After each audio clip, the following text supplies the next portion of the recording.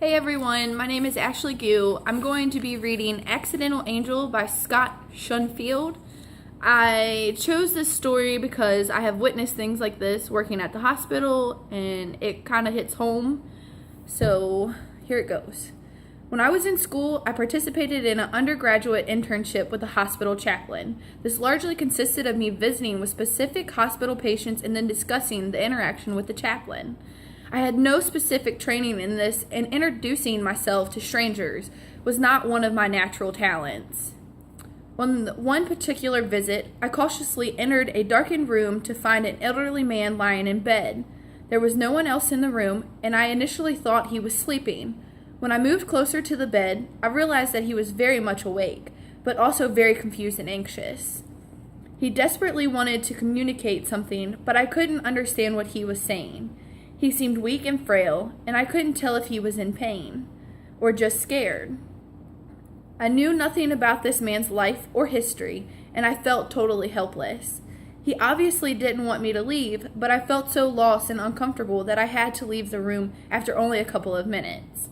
The next time I was in the hospital, I was assigned to make follow-up visits with the same list of patients.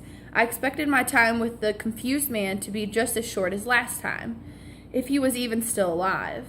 It seemed pointless to frustrate myself trying to interact with someone so disoriented.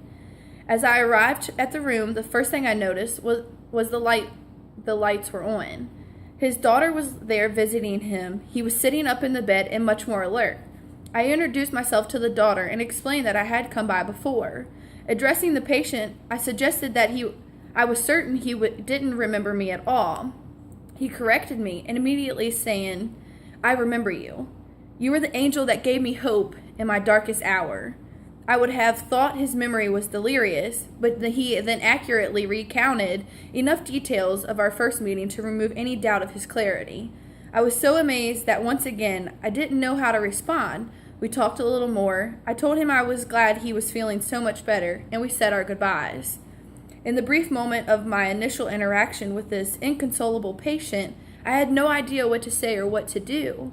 I knew of nothing I could offer him. I did absolutely nothing to help this man, except show up. I may never be able to explain it, but somehow he found in me something he needed at a critical point in his life just because I was there.